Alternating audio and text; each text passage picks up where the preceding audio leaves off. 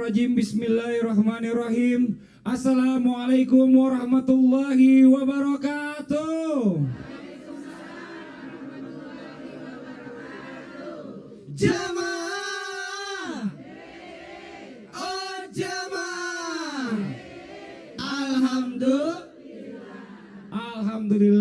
Alhamdulillahirabbil alamin. Assalatu wassalamu ala asrofil anbiya'i wal mursalin wa ala alihi wa sahbihi ajmain, amma ba'du. Alhamdulillah, hari ini saya bangga banget. Saya benar-benar bangga dan senang. Sebenarnya bangga dan senang itu setiap hari saya. Bangga karena saya bisa berada di Islam Itu Indah. Karena banyak banget teman-teman saya yang bilang, waduh senang banget ya Fat ya, setiap hari lu bisa dapat ilmu di sana. Iya, alhamdulillah, amin gitu. Senang banget. Mereka aja berkorban harus bangun pagi nonton katanya gitu. Padahal bangun pagi kan sholat subuh sekalian ya Bu ya. Cuma teman-teman nih, ayo yang di rumah jangan malas-malas. Pagi-pagi melek, habis sholat subuh langsung setel set. Islam Itu Indah, insya Allah dapat ilmu banyak ya Pak Ustadz ya? Ya, kebetulan hari ini adalah tepat tanggal 10 Safar 1438 Hijriah, bertepatan dengan tanggal 10 November atau Hari Pahlawan. Selamat Hari Pahlawan buat semuanya. Dan ingat, bangsa yang besar adalah bangsa yang bisa menghargai pahlawan. Dan Masya tugas kita Allah. adalah meneruskan perjuangan dari para pahlawan. Betul. Salah satunya adalah dengan mengisi pembangunan. Betul, dan Khususnya- jangan juga gampang dipecah belah. Iya. Bersatunya aja susah, Betul. karena dipecah belah. Peristiwa ini kan terjadi itu di Surabaya, Betul. Arek Surabaya, yang mana bendera Belanda itu sampai disobek Sobek, karena iya. sudah diputuskan bahwa tanggal 1 September itu seluruh Nusantara sudah mengibarkan bendera merah putih setelah tanggal 17 Agustus. Betul. Kemudian tanggal 1 September disebarkan. Pertengahan bulan tiba-tiba datang itu si Belanda.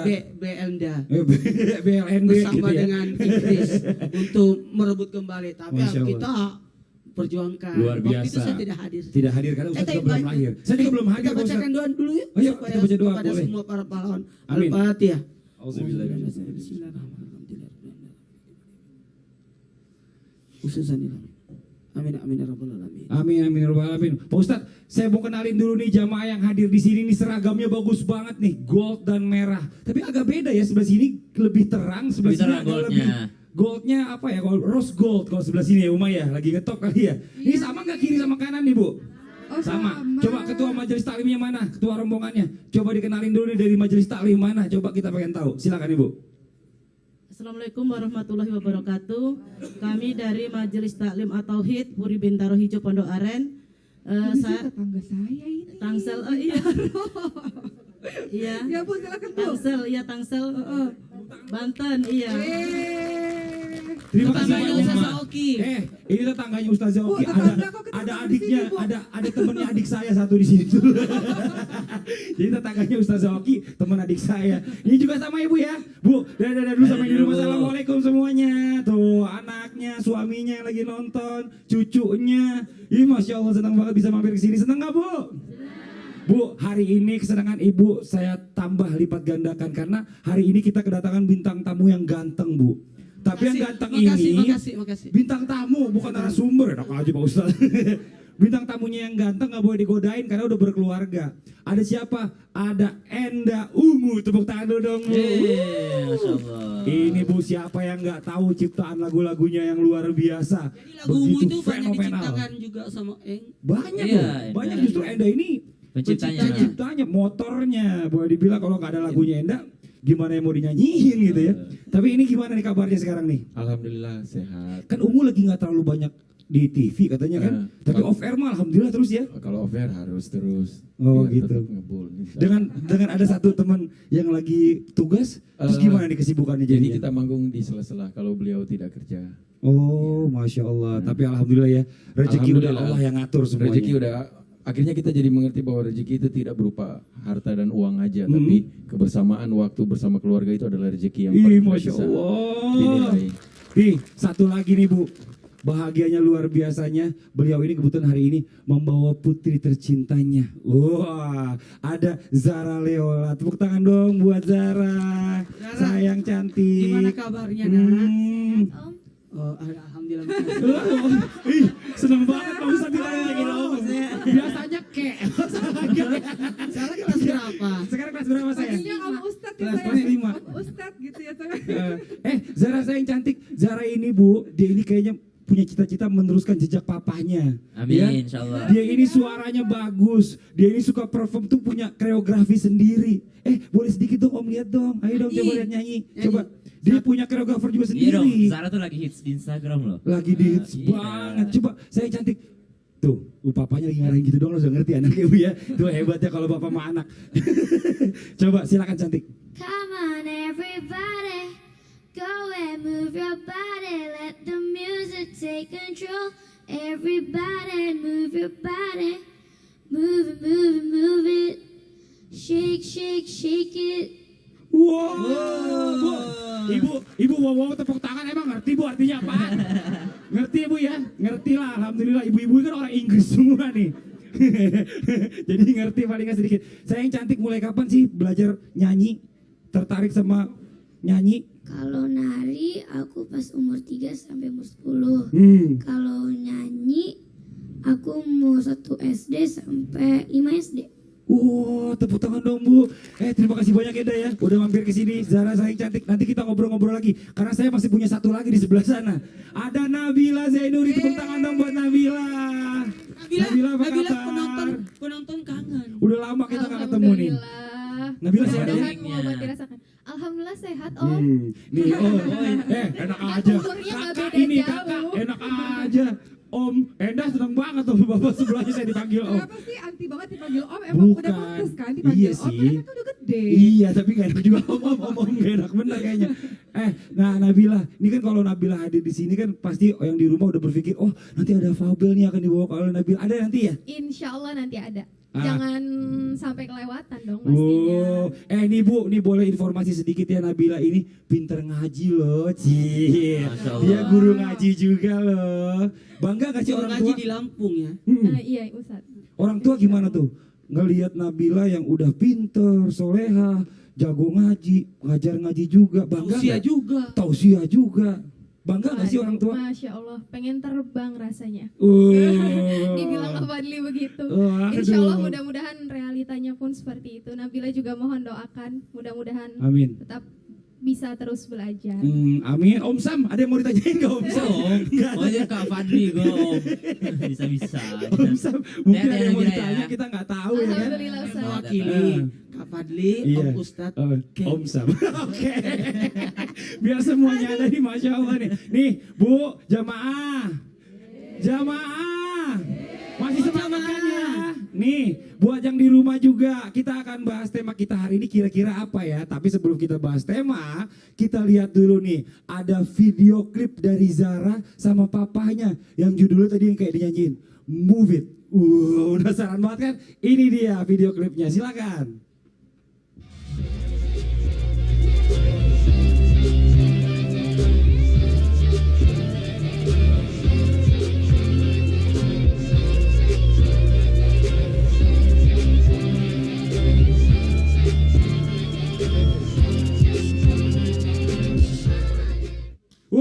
Wow, energik banget ya. Kalau lihat lagi begini kayaknya pendiam banget, kalem banget. Ternyata kalau ngeliat situ. Coba gimana dikit kayaknya tuh. Coba sedikit. Baju Hah? itu mempengaruhi. Mempengaruhi. Oh iya betul Lagi benar. kalung-kalungnya. Benar. Masya Allah. Masya Allah, ini latihannya berapa lama sih sayang? Buat video klip sih 1 week. 1 week? One week. Just 1 week? Yes. Only 1 week? Ngerti gak? Ngerti dong. Ngerti lah, ngerti apa enak aja. Cuma 1 minggu Bu, dia ternyata buat latihan itu hebat banget ya Bu ya. Emang kalau anak-anak itu gimana ya? Anak-anak itu kayaknya kayak spon tuh kalau dikasih tahu tuh langsung cepet nyerap ya Bu ya. Jadi bahaya juga kalau kita kasih informasi yang nggak bener ya Bu ya. Tepuk tangan dong Bu buat Zara, hebat banget nih. Ini Masya Allah nih, kalau kita berbicara tentang anak pasti rata-rata semua orang tua yang ada di sini bangga sama anaknya. Bener nggak Bu? Bangga nggak Bu? Terus kalau punya anak hebat kayak gini, seneng gak Bu?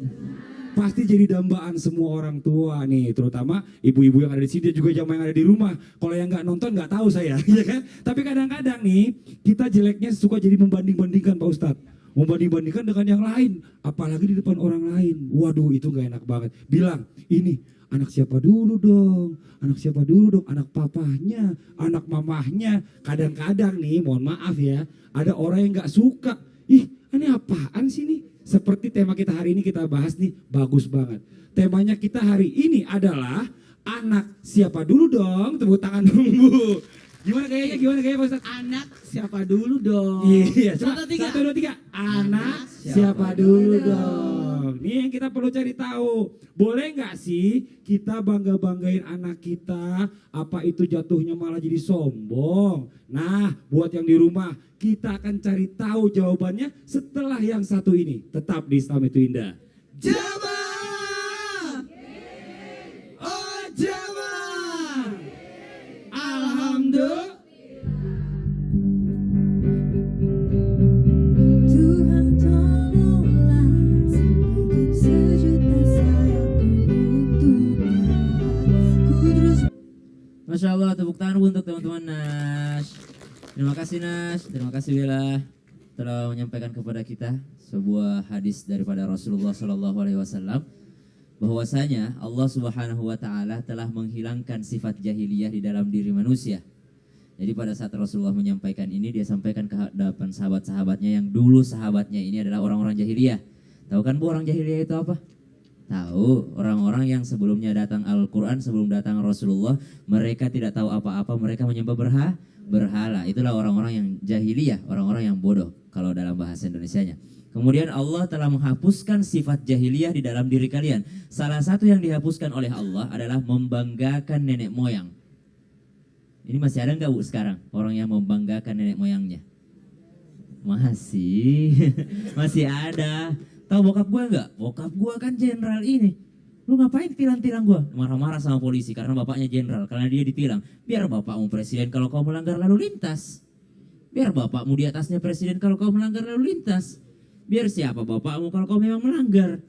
Nah, ini membanggakan nenek moyang, membanggakan bapak, membanggakan mama, membanggakan orang tua karena kehebatan mereka. Masya Allah, ini memalukan sekali bagi anak-anak muda nih. Buat teman-teman, kalau masih mau membanggakan bapak, aduh berhenti jadi anak muda. Berhentilah jadi anak muda kalau tidak bisa bangga dengan diri sendiri. Anak muda itu adalah yang mengatakan hadza ana, ini saya, tidak mengatakan hadza abi, itu bapakku, saya anaknya ini, saya anaknya ini, saya keturunannya ini. Tidak begitu, tapi yang membanggakan dirinya sendiri, ini saya. Lihat saya bisa menjadi seperti ini bukan karena bapak saya, memang doanya orang tua saya, tapi bukan karena mereka. Saya tidak punya partner saya yang seperti itu, saya tidak membanggakan mereka. Karena itu adalah sifat yang jahiliyah dan Allah telah menghapuskan itu. Tapi kata Rasulullah, sifat seperti itu masih ada sekarang, berarti sifat-sifat jahiliyah masih ada sampai sekarang dan semoga kita yang hadir di sini dan jamaah yang ada di rumah terhindar daripada sifat tersebut. Au kama qala Rasulullah, hadis riwayat Imam At-Tirmidzi, Imam Ahmad, At-Tirmidzi dan Abu Daud. Terima kasih banyak Ustaz Syah. Tapi emang benar tuh, saya juga sering dengar kata-kata Ustaz kalau misalnya anak orang kaya jadi orang hebat. Itu biasa ya Bu ya? Biasa nggak Bu? Tapi bagaimana caranya anak orang yang nggak kaya Betul. bisa jadi orang hebat? Itu luar biasa. Itu baru yang perlu dicontoh. Tapi kebanyakan nih ya, nauzubillah ya, kita memang kadang-kadang sebagai orang tua ini nggak sadar. Karena kita begitu sayangnya sama anaknya, setiap apapun yang anak kita lakukan itu jadi kebanggaan pastinya. Kadang kita suka lebay, bangganya tapi suka lebay Pak Ustadz ya? Ya kadang-kadang kan berlebihan juga. Betul, tapi karena memang sih sebenarnya karena apa ya? Sebenarnya mungkin sebagai orang tua ini kita pengen memberikan bentuk Bersyukur. apresiasi gitu loh. Punya anak tuh bangganya tuh makin lama makin pinter, alhamdulillah gitu ya. Nah sekarang nih, sebelum nanti kita mendengarkan tausiah dan juga menjawab tadi pertanyaan dari saya Pak Ustadz Maulana, Ustadz Zoki dan juga Ustadz Syam, saya mau coba telepon dulu. Telepon seseorang yang saya mau tanya-tanya, coba ya. Assalamualaikum. Assalamualaikum. Waalaikumsalam warahmatullahi wabarakatuh. Mbak, gimana kabar, Iya. sehat? Alhamdulillah baik, Mas. Ini Mbak Eka Nilestari. Ah, siapa? Iya. Siapa Itu tuh? istrinya Enda. Mamanya Zara. Mbak Eka, gimana kabar, sehat ya? Alhamdulillah baik, Mas. Iya, saya mau tanya-tanya sedikit boleh dong sama Mbak Eka, boleh ya? Boleh, banyak juga boleh loh, Mas. Oh iya, Pertanyaan Masya saya cuma Allah. satu. Apa tuh? Kenapa enggak kesini? Ah, nanti main kapan-kapan. Karena Iya, sekarang ini ada dua nih yang ngomong di rumah yang ada sendiri. oh iya kan masih anak ketiga. Oh anaknya 3. Perempuan semua lagi, Masya Allah. Jadi saya dengar bocorannya gitu ya kan. Yang pertama nih Mbak Eka, saya mau tanya nih. Saya boleh tahu nggak kalau Zara nih gimana anaknya kalau di rumah? Saya mau tahu dong, boleh kasih sedikit bocoran Mbak Eka? Kalau di rumah dia pecicilan, Mas. Nggak bisa Pecicilan? Kok di sini pendiam sih? Pecicilannya gimana, Mbak Eka, pecicilannya? Hah? Pengaruh baju mungkin. Bukan Ustadz emang pecicilan, tapi yang diomongin ini anaknya. Ngomongnya pengaruh baju. Oh, pengaruh Ya, baju. pengaruh baju. Pengaruh baju. Jadi kalau misalnya bajunya enggak itu pecicilan ya. Pecicilannya Pecicilan ngapain sih banget. jalan-jalan gitu keliling-keliling? Nggak bisa diem, maksudnya dia selalu main, godain adiknya Oh gitu. ya Allah, tapi hari ini anteng banget, manis banget, tepuk tangan dulu dong. Wah, ketawa nih Zara nih. Nah sekarang kalau tadi kan Zara, kalau bapaknya gimana? Pecicilan juga enggak? Pecicilan juga. Pecicilan juga. enggak? Bapaknya pecicilan juga enggak? Oke, Iya. bukan itu Kalau pertanyaannya. tidak pecicilan gimana punya anak 3, Pak? Oh, iya. Kalau sosok Enda nih di mata Mbak Eka gimana nih, kan kalau bisa kita tahu kan sekarang ini kan Enda kan anaknya 3, anaknya perempuan semua. Dia ini tipikal ayah yang manjain banget anaknya, yang tegas, atau yang memang mereka bergabung begitu aja gitu. Yang mana nih Mbak? Yang manjain banget Mas. Wah, manjain banget. Coba contohnya, iya. contohnya. Ya mungkin kan dia kan 3 bersaudara semua Mas laki. Heeh. Saudaranya 3 semua laki, dapat anak 3 cewek. Iya bener. Jadi udah kebayang kan itu Mas posesifnya. Ya Allah, hati-hati nih nanti nih. Kalau udah gede susah loh pacarannya. Tepuk tangan dulu dong. Terima kasih banyak Mbak Eka. Iya, Alhamdulillah, sama-sama. mudah-mudahan sehat terus ya.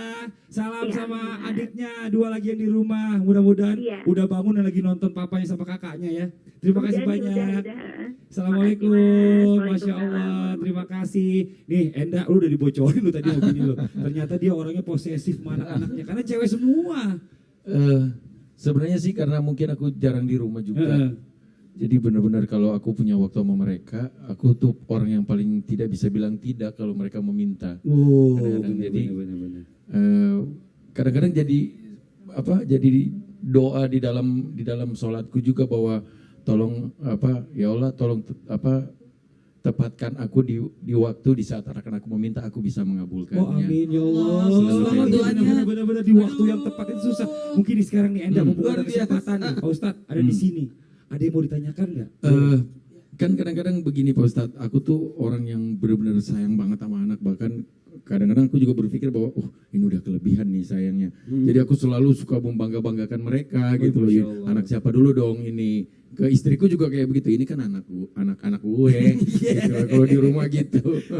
Bisa nggak sih? Boleh Sebenarnya nggak sih, boleh Pak nggak Ustadz? sih kalau gitu. kalau aku selalu membanggakan anak-anakku? Ini Masya Allah, tepuk tangan dulu dong Bu. Ini bagus banget pertanyaannya. Boleh gak sih kita memanjakan anak-anak kita? Pak Ustadz mohon dijawab karena Ustadz juga anaknya 3 perempuan 1 laki-laki. Silakan Pak Ustadz, mohon izin. Jamaah. Oh jamaah. Alhamdulillah. Pertanyaannya boleh nggak membanggakan anak? Jawaban ini bagaikan 2 sisi mata uang. Kenapa? Bisa dan tidak. Kenapa bisa? Bisa asalkan tidak ada unsur sombong, ujub, atau apapun. Karena membanggakan anak bisa jadi menghadirkan membanding-bandingkan. Tapi kalau kita sisi yang positifnya dengan cara apa? Syukur nikmat, fine-fine aja. Keren lu bahasanya fine. Jadi buat jamaah yang di rumah boleh. Yang penting menempatkan pada syukur nikmat. Karena dalam Al-Quran disebutkan anak itu termasuk bagian dari perhiasan. Kata perhiasan ini adalah sesuatu yang dibanggakan. Orang itu punya perhiasan pasti supaya dilihat kan. Makanya tidak ada masalah sepanjang satu, jangan timbul membanding-bandingkan antara anak kita dan anak orang lain, anak yang satu dengan yang satunya, sehingga menjadi beban buat mereka. Ini. Yang kedua, jangan sampai timbul apa? Yang sangat berlebihan. Nih, kata berlebihan di sini, tolong ya. Jangan sampai ketika kita memberikan sesuatu yang berlebihan, memanjakan yang berlebihan, jangan sampai nanti dia tidak inovatif, tidak hebat. Saya berikan aplaus dulu buat Enda, luar biasa. Saking sayangnya, tapi tetap memberikan sesuatu apa? Keinginan putrinya. Mulai dari balet, tapi kok gini-gini terus gayanya ya. Tadi ngomong sama saya di dalam. Ternyata diganti lagi jadi itu yang gitu-gitu gaya-gaya gitu. Anak saya banget. Sama kita orang tua. Makanya berilah anak-anak itu dengan apa? Jalan keluarnya supaya jadi baik. Arahkan yang baik dengan apa? Memberikan kata-kata positif yang dapat memberikan dorongan semangat. Boleh, hebat. Itu boleh aja memuji, tapi dengan tujuan apa? Supaya anak itu termotivasi untuk jadi baik, tapi tidak jadi sombong. Tidak jadi sombong. Kemudian menjadikan bentuk kesyukuran dan kebanggaan bersama. Jadi bentuk kesyukuran, tidak ada bentuk ujub di dalamnya. Hati-hati loh, ketika kita membanggakan diri boleh-boleh aja kita bersyukur, tapi ketika kita melecehkan orang lain itu yang tidak boleh. Karena kata sombong itu membanggakan diri, merendahkan orang lain. Itu yang tidak boleh. Kemudian, tidak apa-apa, berlomba-lomba. Kan kita diminta untuk jadi berlomba-lomba, untuk menjadi yang terbaik kan? Iya, usahakan. Ayo, harus jadi baik. Kenapa? Supaya kita menjadikan anak kita sesuatu yang terbaik. Kan kita dilarang meninggalkan keturunan kita dalam keadaan lemah. Lemah fisik, lemah ekonomi, lemah tubuh. Pokoknya tubuhnya, pemikirannya, agamanya. Jadi harus diberikan apapun. Ayo. Orang tua jangan pelit. Orang tua jangan pelit, kasih. Siapa yang pelit sama anaknya, jangan harap anak itu akan baik samamu ketika engkau sudah tua nanti. Kita baik aja sama anak, belum tentu baik sama kita nanti kalau kita sudah tua. Ya Bu ya, ini korbannya semua. Pak Ustaz. jadi sebaiknya banggakan anak, tapi dalam posisi bentuk kesyukuran, bukan bentuk kesombongan. Iya, jadi ada yang saya garis bawahi dua, bahwa yang pertama jangan terlalu berlebihan, yang akan menimbulkan nantinya efeknya adalah kita merendahkan orang lain. Iya. Anak orang lain kok kita bandingin mana kita, ada kita lebih baik, orang pasti marah ya Bu ya. Ya Bu. Karena Boleh-boleh bisa jadi gini, aja. anak kita punya kelebihan tapi pasti ada kekurangannya. Betul. Anak orang punya kekurangan tapi ada Pasti ada kelebihannya. Jadi kelebihannya. Masya Allah, ini ilmunya luar biasa. Dibuat jamaah di rumah, jangan kemana-mana. Setelah ini kita akan kembali lagi dan mendengarkan ada kisah yang akan dibawakan oleh Nabila. Tetap di Islam itu Indah. Jamaah, oh jamaah, alhamdulillah.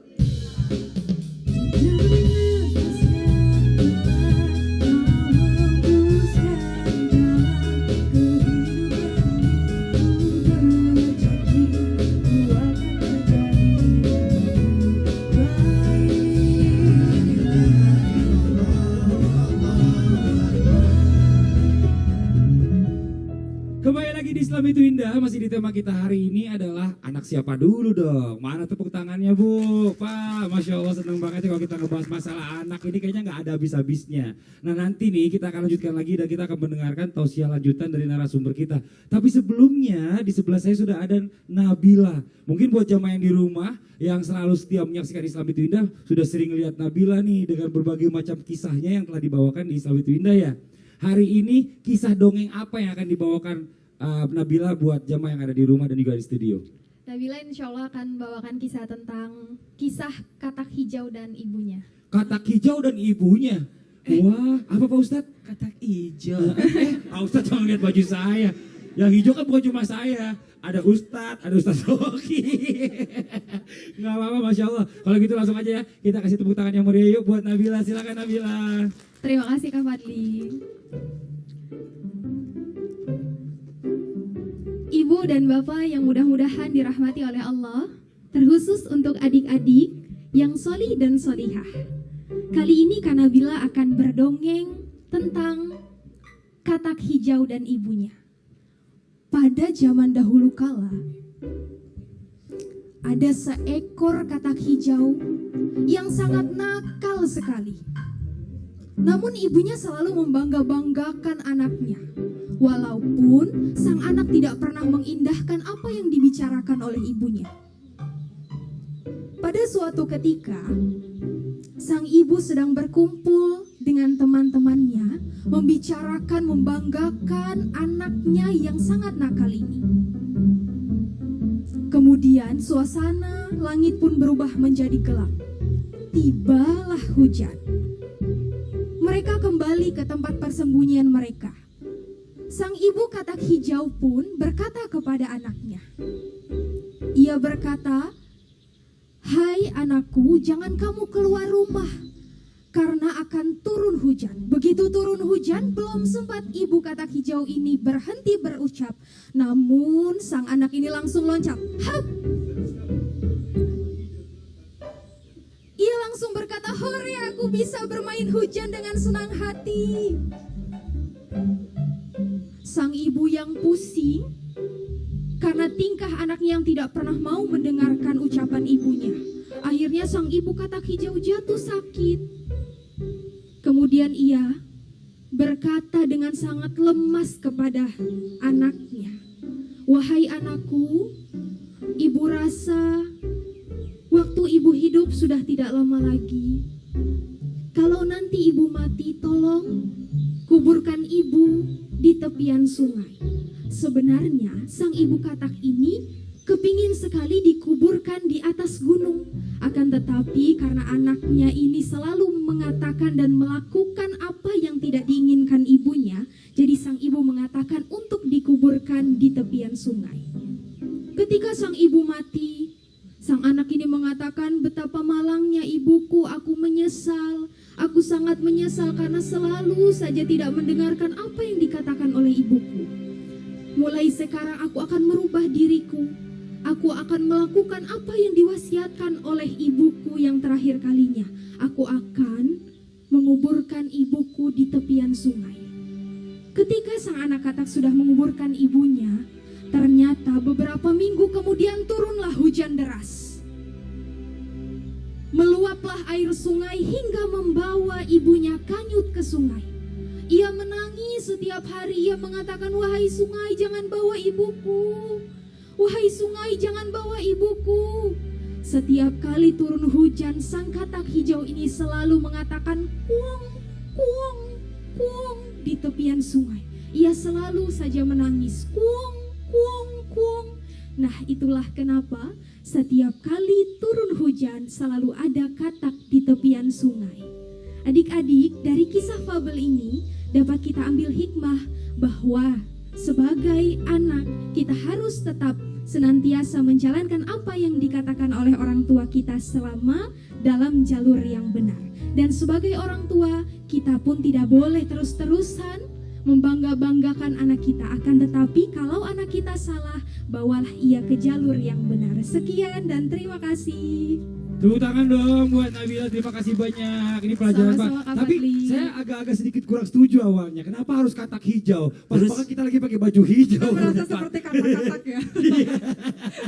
Tapi bagus Aduh. loh. Kita mengambil pembelajaran yang luar biasa Betul. ya. Dari kisah tadi si katak ini. Betul. Dan saya pernah dengar Pak Ustadz katanya suara katak itu adalah tasbih ya. Makanya kenapa katak itu nggak boleh juga diganggu, nggak boleh dimakan gitu dagingnya. Nauzubillah ya. Iya. Itu luar biasa katak Karena, ini ya. karena katak juga kan binatang yang hidup di dua alam. Betul, ini Masya Allah ini bagus banget nih pelajaran buat kita sebagai orang tua. Mungkin saya mau lihat komentar dulu dong. Iya. Atau minta komentar dari bintang tamu kita nih, dari Enda nih, tentang cerita tadi yang dibawakan oleh Nabila. Eh, Silakan. iya, bagus banget ceritanya karena emang hal itu yang benar-benar terjadi bahwa di saat aku juga sama kayak katak tadi, Gitu ya. zaman Tapi bajunya dulu putih. masih kecil bajunya putih, Katak putih.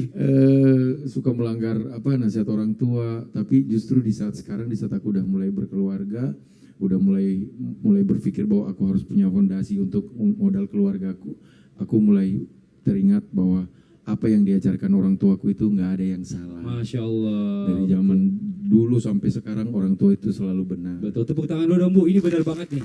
Apa yang dikatakan Enda tadi itu sama semua, boleh dibilang pasti mengalaminya. Waktu kita kecil diomelin, dikasih tahu tuh kayaknya, mama bawel banget sih, ayah bawel banget sih gitu ya Bu ya. Pernah nggak Bu ngerasa kayak gitu Bu? Sekarang baru ngerasain manfaat, bener ternyata ya orang tua saya dulu ya. Kata orang tua, kata ibu saya, nanti kamu punya anak baru kamu rasakan Betul. bagaimana sakitnya dibantah oleh anak. Nauzubillah, Gitu. nauzubillah. Jadi yang suka membantah orang tuanya, tunggu ketika kamu sudah tua nanti punya anak, pasti kau akan merasakan betapa sakitnya ketika kita meminta, menyuruh, menasihati, justru anak melakukan hal yang disebaliknya. Iya, nauzubillah. Ini Ustaznya mungkin langsung dilanjutkan aja nih. Baik. Tentang berbicara masalah batasan. Ada nggak sih batasan-batasannya kalau kita mau ceritain atau cerita sama anak atau tentang anak atau keluarga kita supaya kita itu nggak kelewatan dan jatuhnya malah jadi sombong atau malah dibilang jadi ria. Ya. Mohon izin waktunya, silakan. Insyaallah. Baik, Allah Subhanahu wa taala ingatkan kita dalam Al-Qur'an. Ternyata di dalam Al-Qur'an banyak tentang anak, Ibu. Salah satunya adalah ayat ini. Wa'tasimu bihablillahi jami'an wa la tafarraqu واذكروا نعمة الله عليكم إذ كنتم أعداء فألف بين قلوبكم فأصبحتم بنعمته إخوانا. Allah ingatkan kita dalam ayat ini. Ayat ini adalah ayat tentang silaturahmi sebenarnya. Ayat ini adalah ayat tentang silaturahim. Wa'tasimu bihablillahi jami'an wa la tafarraqu. Berpeganglah pada tali Allah, tali silaturahim. Maksudnya jangan engkau putus-putuskan tali silaturahim itu dan jangan engkau berpecah belah. Kemudian bersyukurlah kepada Allah atas apa yang telah Allah berikan kepadamu. Engkau dulunya berpecah belah, kemudian Allah menyatukan kalian. Kemudian ingat-ingatlah nikmat Allah. Ayat itu berbicara tentang ini tadi, silaturahim ini. Tapi ternyata ayat ini turun berkenaan dengan orang jahiliyah yang membangga-banggakan anaknya, sehingga ketika mereka membanggakan anaknya, mereka merendahkan anak orang lain. Jadi batasan daripada membanggakan anak, jangan sampai kita membanggakan anak, kemudian kita merendahkan anaknya orang lain. Anak siapa dulu dong? Nggak sama anaknya tetangga tuh. Emang anaknya tetangga gitu. Yang pertama, nggak boleh membandingkan sama anak orang lain, karena ini bisa jatuhnya sebagai ria. Kita juga sebagai anak sebenarnya, buat teman-teman yang ada di rumah, kalau kita selalu dibangga-banggakan, Bu, kalau kami ini selalu dimanja-manjakan, kami tuh nggak mau capek. Giliran kami udah melamar kerja, terus di pekerjaan kami dapat posisi yang kurang menguntungkan, misalnya kami jadi bawahan, itu kami nggak mau. Kami jadi malas kerjanya. Karena apa? Karena di rumah kami jadi raja. Karena di rumah kami selalu dibangga-banggakan. Dan bahayanya ketika kami anak ini selalu dibangga-banggakan, kami akan selalu merasa cukup. Oh, sudah cukup saya berbaktinya sama orang tua. Buktinya mama saya sudah bangga, sudah cerita kemana-mana. Rumah A, rumah B, rumah C, sampai Z, diceritain betapa bangganya dia punya saya. Kita sebagai anak merasa cukup. Kita sudah cukup membanggakan. Udah deh berbaktinya. Nah, bahayanya kalau misalnya selalu dibanggakan anak-anak. Kemudian batasan yang kedua, ketika kita membanggakan anak, jangan sampai tadi ria.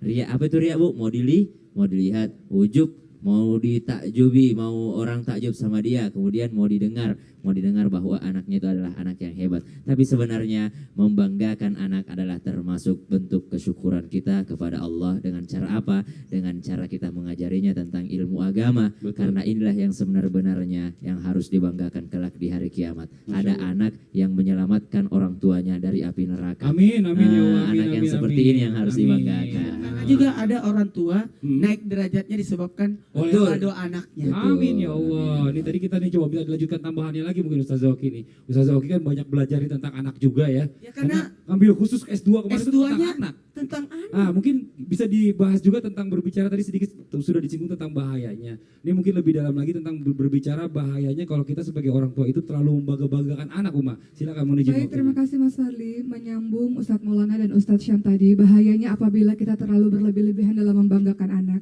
Biasanya ibu-ibu yang sering melakukan ini. Anak saya umur 1 tahun udah pandai berjalan loh. Anak saya umur 2 tahun ini ngomongnya udah lancar. Oh, anak saya yang nomor 1 jadi polisi, nomor 2 jadi dokter, nomor 3 jadi ini, jadi itu, jadi itu, jadi ini gitu. Ya. Jadi kadang-kadang kalau perkumpulan ibu-ibu itu ngomong terus mengenai anak-anaknya, betul nggak, Bu? Betul ya. Dalam tahap yang wajar, dalam tahap yang tidak terlalu banyak pembicaraan mengenai anak itu nggak masalah. Tapi kalau dalam pembicaraan semuanya tentang anak dan ada perasaan terselip, tadi sudah disinggung sebelumnya, yang paling bahaya kalau pertama sudah terselip ada perasaan ujub. Ujub itu perasaan yang membanggakan diri sendiri. Dan ujub ini berbahaya sekali. Ujub itu ada di dalam, tapi kalau sudah dikeluarkan dia akan menjadi sombong. Sombong karena anaknya lebih daripada yang lain. Ketika dia sombong, dia sudah menolak kebenaran dan merendahkan orang lain. Yang sombong dan ujub nggak cuma ibunya aja, nggak cuma orang tuanya aja, tapi anak juga bisa ujub dan bisa sombong. Pernahkah kita lihat anak usia kecil karena suka dibangga-banggakan, karena banyak prestasinya, karena sering dipuji-puji, sombong. Ada anak kecil sombong, miris sekali kita lihat anak kecil yang harusnya fitrah, suci, tapi sudah sombong. Salah satu karena akibat dari orang tuanya sangat suka membangga-banggakan anaknya dan itu didengar oleh kuping sang anak. Sehingga membuat anak punya perasaan sombong sejak dini. Jangan sampai kita memiliki anak dan ibunya juga jangan sampai seperti itu. Kemudian bahaya yang kedua, ketika kita sangat suka untuk membangga-banggakan anak kita, boleh. Lagi-lagi boleh kalau wajar, tapi kalau sudah sampai ujub, sombong, dan membanding-bandingkan, itu yang juga berbahaya. Ketika kita membandingkan anak kita dengan anak orang lain, kita nggak fokus lagi dengan anak kita saja. Kita fokus dengan kelebihan anak orang lain. Dan kita menganggap anak orang lain lebih hebat, lebih bagus, dan kita ingin anak kita jauh melampaui dengan anak tersebut. Boleh untuk sarana memotivasi, dan bahasanya pun adalah, ibu, bapak yakin kamu bisa jauh lebih hebat daripada dia. Bukan kalimat, kamu ini gimana sih, dia pintar matematika, nilainya 10, kamu berapa nilainya? Ingat bahwa setiap anak punya kecerdasan yang berbeda-beda. Mungkin dia nggak pandai matematika, tapi dia pandai bahasa. Dia pandai berbicara di depan umum, dia pandai mengarang, dia pandai bahasa Inggris, bahasa Indonesianya. Dia nggak pandai mungkin olahraga, tapi dia pandai dalam bidang seni. Jangan membanding-bandingkan anak, karena ketika kita membanding-bandingkan anak, membuat anak pada akhirnya terluka, rendah diri, minder, dan nanti sampai ke depannya ketika dia dewasa, dia akan punya dalam pikirannya, akan suka dibanding-bandingkan. Ibu suka nggak dibanding-bandingin? Kalau bapak mengatakan, lihat tuh istri tetangga, cantik banget. Walaupun usianya udah lanjut tapi dandannya cantik banget, rapi pakai baju. Enak gak gue digituin? Gak enak. Gak ada seorang pun yang suka dibanding-bandingin, apalagi anak. Ketika kita membanding-bandingkan anak, maka akan timbul bahaya yang ketiga. Dalam diri seorang anak, maka dia akan berpikir bahwa kehidupan ini hanya soal bertarung saja. Sehingga semua yang dia lihat teman-temannya adalah saingannya, adalah musuhnya. Kita lupa menanamkan bahwa musuh terbesar, saingan terbesar bagi diri kita adalah diri kita sendiri. Saingan terbesar, musuh terbesar, wahai anakku, adalah dirimu sendiri. Bagaimana cara engkau mengalahkan rasa malas, mengalahkan hawa nafsu? Bukan musuh terbesarmu adalah teman-temanmu. Kalau kita sudah membanding-bandingkan anak kita, di pikiran anak kita, oh bertarung, aku gak akan pernah mau bagi ilmuku untuk teman-teman, karena aku takut kalah. Akhirnya jadi pelit untuk membagi ilmunya. Maka kita ajarkan pada anak kita, bukan untuk membangga-banggakan. Kita bersyukur boleh. Betul. Bersyukur, kita ceritakan ala kadarnya kepada yang lain-lain boleh. Tapi kalau kita ceritakan terus-menerus, orang juga enak. Bosen orang Iya, pasti coba dia mau pakai selama anaknya 2 lagi deh, jam gitu ya. saya cerita terus, Gila, Mas Wandi, aduh pasti Khadijah, bosen Maria, ya. bosen kan? Oh ya Allah, gak ada cerita yang lain. Iya, jangan. Saya juga begitu. Oh gitu ya. Enggak. Ada cerita yang lain. Oh, Oh, iya. belum cerita ya. Jangan. Ini nanti ini buat jamaah di rumah nih, akan kita lanjutkan lagi tentang tema kita hari ini, anak siapa dulu dong. Ini bagus banget, ternyata banyak banget pelajaran bisa kita ambil. Nah sekarang nih saya mau ingatkan juga buat jamaah yang ada di rumah nih ya, yang mau nonton Islam itu Indah langsung ke sini nih, seperti ibu-ibu yang ada di sini dan bapak-bapak yang ada di sini, boleh. Caranya gampang banget. Tinggal daftarkan rombongan Anda ke email kita di ticketing@transtv.co.id. Ingat ya Bu ya, gratis. Tuh 2, 3, gratis. Ya ingat ya, tanpa dipungut biaya. Buat jamaah yang di rumah, jangan kemana-mana. Kita akan segera kembali lagi, tetap di Islam itu Indah. Jamaah. Oh jamaah. Alhamdulillah.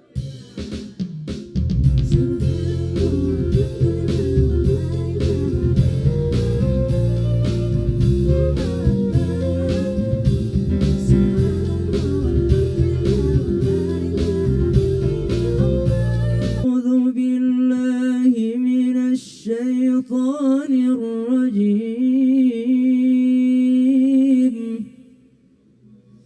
بسم الله الرحمن الرحيم. اعلموا أنما الحياة الدنيا لعب ولهو وزينة، لعب وله وزينة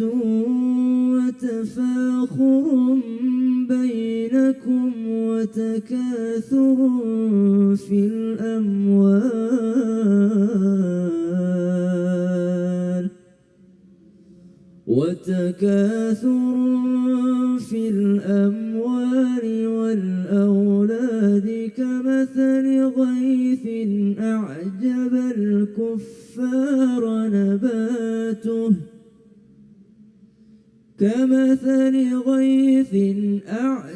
الكفار نباته ثم يهيج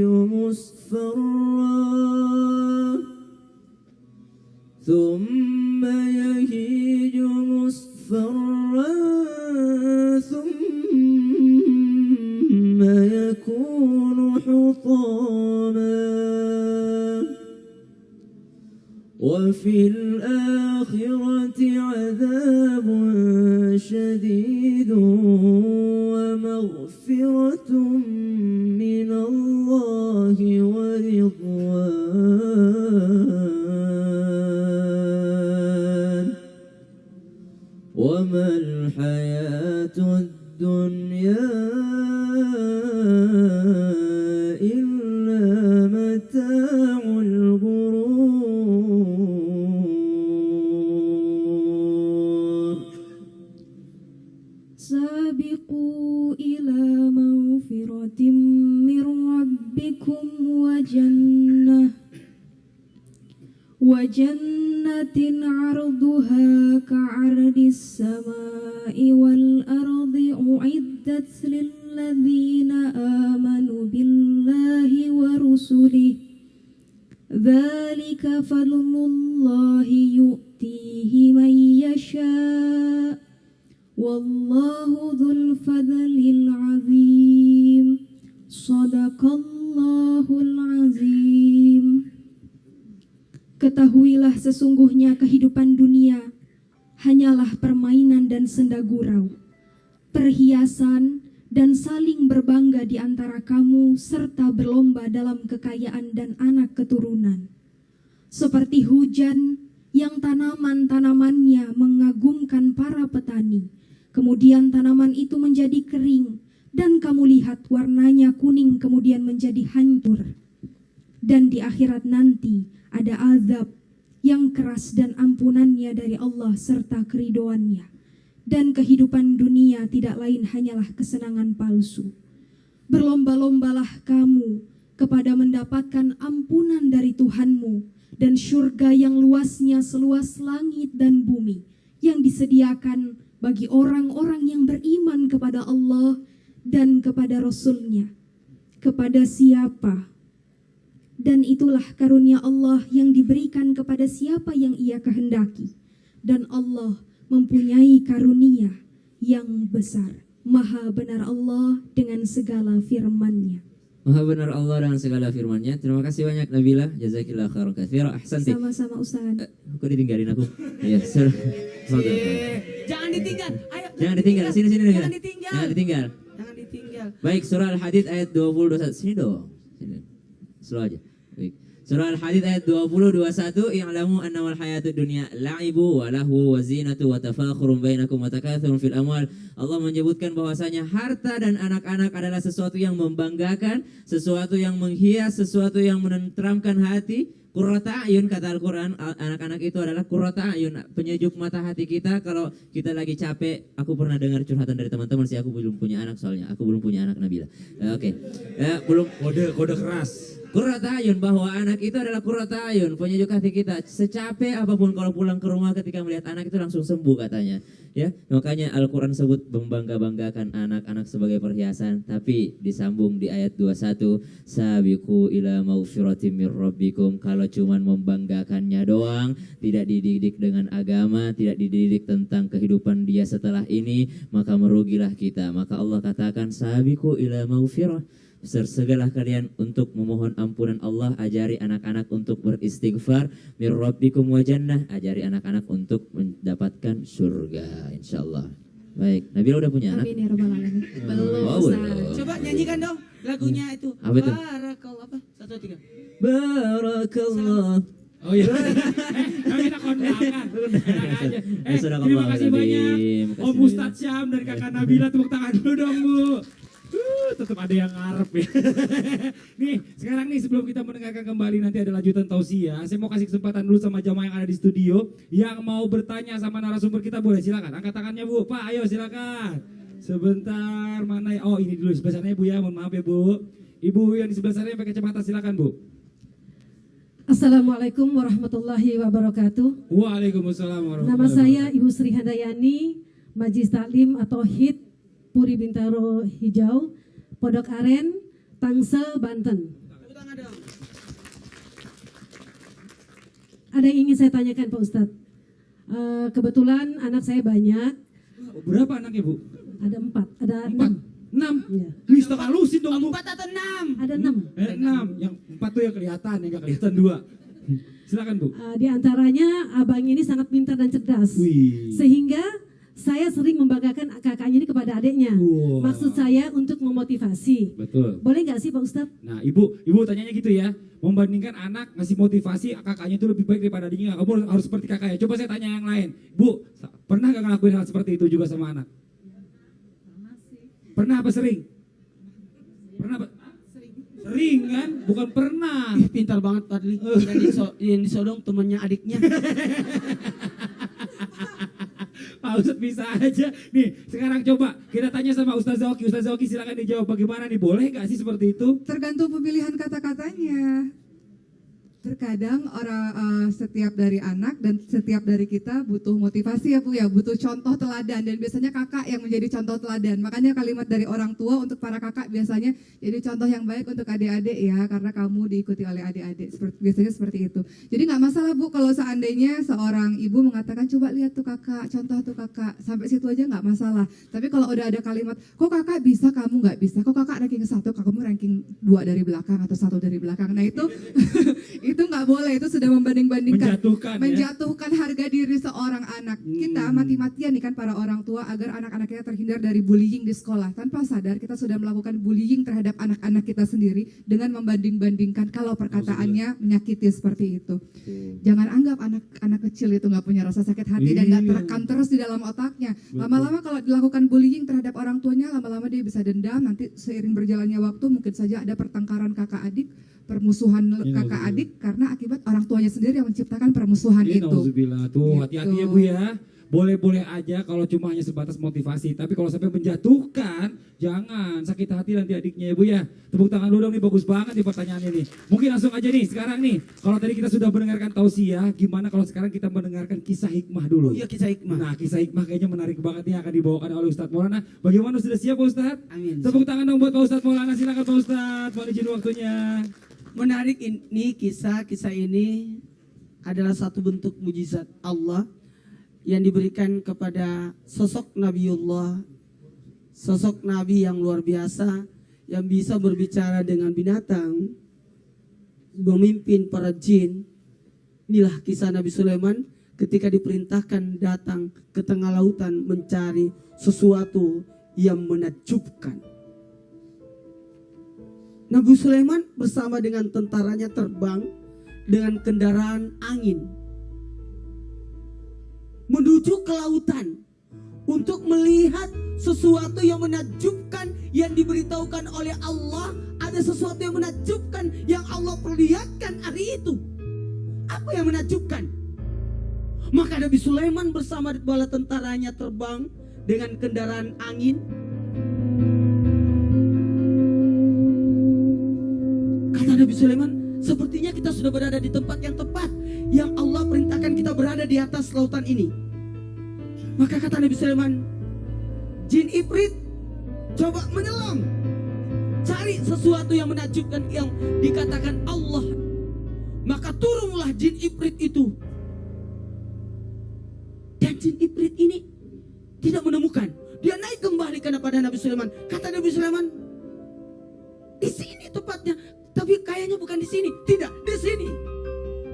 Maka Nabi Sulaiman memerintahkan jin Ifrit yang kedua untuk turun mengejar, mungkin ada di bawah. Ternyata jin Ifrit itu menemukan jin Ifrit yang kedua, tapi dia kejar benda yang berbentuk kubah, berbentuk itu kubah di dasar lautan yang bergerak, yang tidak bisa dijangkau oleh jin iblis. Kemudian jin iblis itu kembali, ya Nabiullah Sulaiman alaihissalam, memang ada, cuma aku tidak bisa menjangkaunya. Sosok orang soleh yang ikut dalam rombongan Nabi Sulaiman yang diangkat sebagai Perdana Menteri pada saat itu, yakni Asif bin Mukhira, berkata, izinkan aku turun mengejar.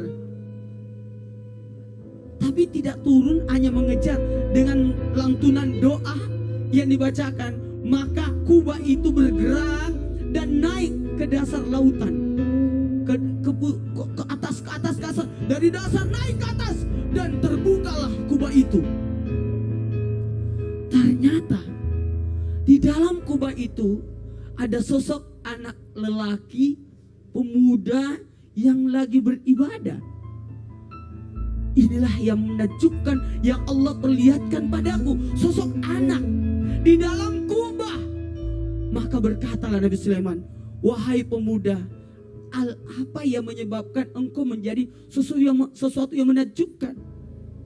Kata sang pemuda itu, lah, maaf, Anda siapa?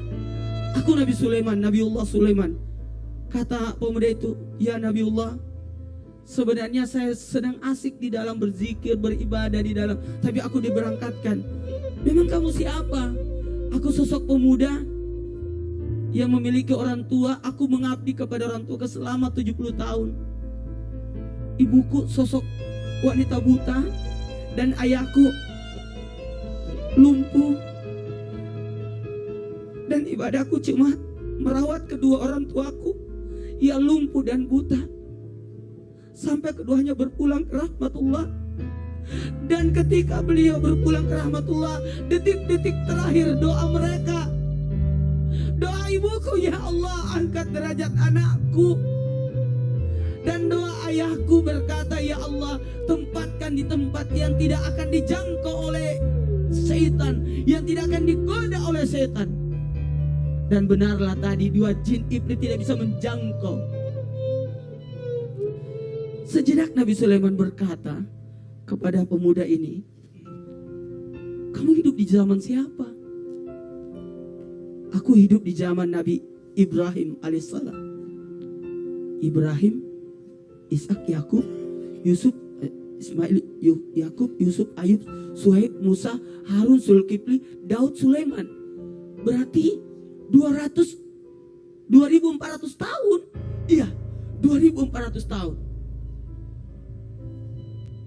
Kemudian Nabi Sulaiman menawarkan, apakah kamu mau tinggal bersama kami? Kata sang pemuda, tidak. Saya ingin kembali ke kubah saya dan beribadah di dalamnya. Maka kubah itu pun tertutup dan kembalilah berjalan di dasar lautan, bergerak sampai saat ini. Inilah satu keajaiban yang luar biasa yang menakjubkan.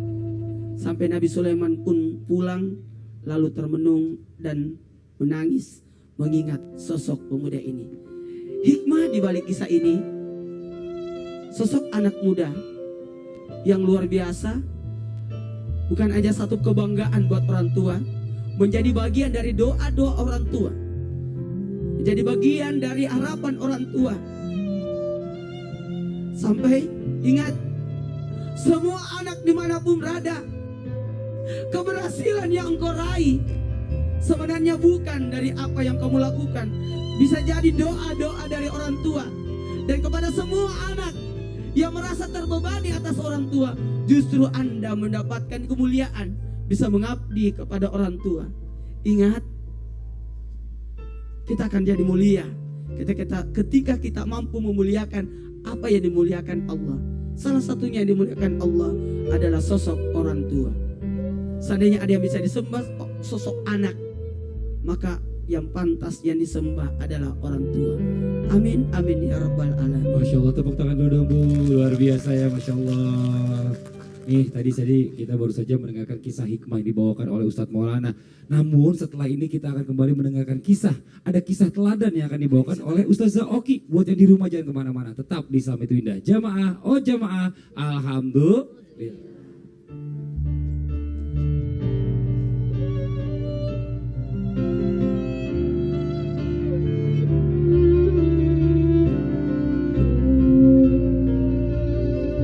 Nabi Daud alaihissalam memperoleh kerajaan Bani Israel. Yang kemudian Nabi Daud alaihissalam memiliki seorang anak, yaitu Nabi Sulaiman alaihissalam, dan dididik betul Nabi Sulaiman agar juga menjadi raja menggantikan sang ayah Nabi Daud alaihissalam. Suatu ketika ada sebuah kasus, ada sebuah kejadian di sebuah desa. Ada dua orang ibu yang tiba-tiba saling berteriak satu sama lain, saling bertengkar satu sama lain dengan jeritan dan histeris, membuat seluruh isi kampung pada akhirnya berkumpul. Ini anak saya, bukan ini anak saya, tidak, ini anak saya, bukan ini anak saya. Selalu seperti itu mereka bertengkar satu sama lain. Kamu jangan mengaku bahwa bayi ini adalah anak kamu, ini anak saya. Mereka saling berebut orang bayi yang sangat mungil dan sangat lucu tersebut. Dan orang-orang pun bingung, ada apa dengan dua ibu ini kok saling berebut satu bayi. Kemudian sang ibu itu salah satunya mengatakan, saya tidak habis pikir bagaimana mungkin ibu tua ini mengatakan bayi ini adalah anaknya. Padahal jelas-jelas bayi ini adalah anak saya yang saya lahirkan. Saya tidak mungkin lupa dengan wajah anak saya. Lalu sang ibu tua mengatakan, saya juga tidak habis pikir kenapa ibu muda ini mengaku-ngaku anak bayi ini adalah anaknya. Padahal anaknya sendiri sudah dimakan oleh serigala. Begitu kata sang ibu. Mereka saling bertengkar satu sama lain memperebutkan bayi. Lalu orang-orang di kampung mengatakan, ibu tenanglah dulu, jangan berebut seperti ini. Mari kita adukan kepada Raja Daud siapa yang berhak untuk memiliki anak ini, siapa yang berbohong dan siapa yang jujur. Maka pada akhirnya kejadian ini pun dibawa kasusnya kepada Raja Daud. Dan ketika Raja Daud melihat dua ibu, satu ibu tua, satu ibu muda menangis terseduh-seduh, Raja Daud pun bertanya, kejadian apa ini sebenarnya? Kenapa kalian bertengkar? Kalian berhisteris, membuat satu kampung pada akhirnya menjadi riuh, menjadi bingung karena ulah kalian. Lalu sang ibu tua ini mengatakan, anak dia dimakan oleh serigala raja. Dan kemudian dia mengaku-ngaku anak ini adalah anaknya. Saya tidak rela dengan dia mengatakan hal seperti itu. Ibu muda pun mengatakan, Raja, bagaimana mungkin ibu tua itu mengatakan hal seperti itu? Anaknya lah yang dimakan oleh serigala. Tapi dia mengaku-ngaku bahwa anak ini adalah anaknya. Dia ingin mengambil anak saya. Lalu Raja Daud pun dengan iba melihat ke arah ibu tua. Ibu tua yang sudah penuh dengan kerutan, yang sudah letih, yang sudah sangat lelah. Dengan paras yang begitu minta dikasihani, Raja Daud pun akhirnya mengatakan pada sang ibu tua, ibu tua, anak ini adalah milikmu, kata sang Raja Daud. Lalu ibu tua pun tersenyum bahagia dan memeluk anak tersebut. Lalu sang ibu muda mengatakan, Raja, bagaimana mungkin Anda memutuskan dengan hal seperti ini dengan begitu mudahnya, kata sang ibu muda. Lalu Nabi Sulaiman alaihissalam lewat di antara sang raja ayahnya dan ibu-ibu tersebut. Nabi Sulaiman alaihissalam pun mengatakan kepada sang ayah, ayah, boleh saya memberikan sebuah usulan mengenai perkara ini? Ini bukan perkara main-main, ini bukan perkara yang mudah, ini perkara soal hak kepemilikan anak, dan saya memiliki usulan mengenai permasalahan ini.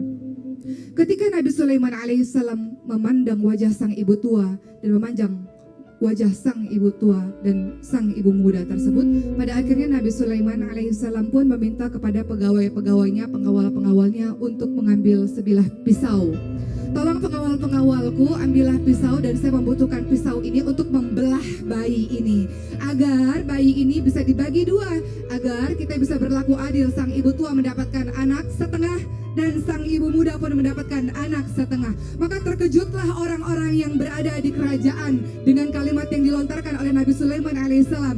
Bagaimana mungkin membelah seorang anak? Membelah seorang anak berarti membunuh anak tersebut. Ibu muda yang tadinya menangis terseduh-seduh pun mengatakan pada Nabi Sulaiman, sudahlah Nabi, cukup. Baik, anak ini bukan anak saya. Anak ini adalah anak sang ibu tua. Berikan anak ini kepada sang ibu tua. Aku bukan ibunya.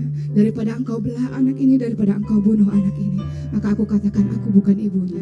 Biar saja dia yang mengurusnya, biar saja dia yang mengasuhnya. Lalu apa kata sang ibu tua? Ya, ini adalah anak saya. Terima kasih Nabi Sulaiman. Kemudian Nabi Sulaiman pun tersenyum memandang sang ibu muda. Dan Nabi Sulaiman mengatakan, ayah, ibu yang sebenarnya adalah ibu muda ini. Tidak ada seorang ibu yang mau menyakiti anaknya. Tidak ada seorang ibu yang mau menjahati, melukai anaknya. Maka ibu tua inilah yang berbohong, ayah.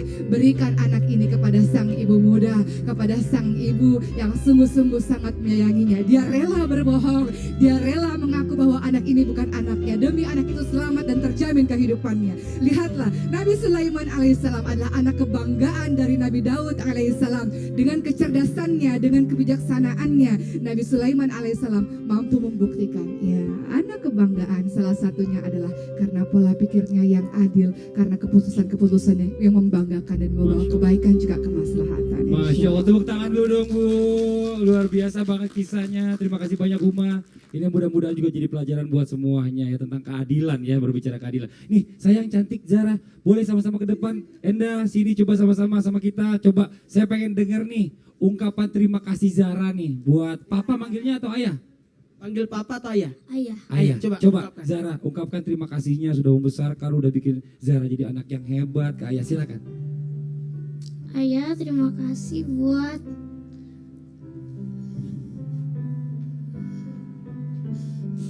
lahirin aku dari surga. Kebanggaan apa yang Bikin aku udah sampai sini. Ayah, kamu bikin apa? Aku mau sepatu atau mau apa? Ayah beli apa sih? Ayah beliin apa aja yang aku mau ayah beliin, even though Sayang nggak sama ayah Zara? sayang banget. Saya peluk ayahnya dong. Masya Allah, tepuk tangan dong Bu buat Zara. Ya Allah, alhamdulillah. Alhamdulillahirobbilalamin, banyak sekali pelajaran kita dapatkan hari ini dari pertemuan kita, dari apa yang disampaikan oleh narasumber kita. Mudah-mudahan jadi pelajaran buat kita semuanya. Namun sebelum kita akhiri perjumpaan kita minta nih pasangan ayah dan anak untuk memberikan sesuatu kepada kita semuanya nih. Nyanyian tentunya. Silakan. Mohon izin waktu tepuk tangan buat mereka berdua. Silakan.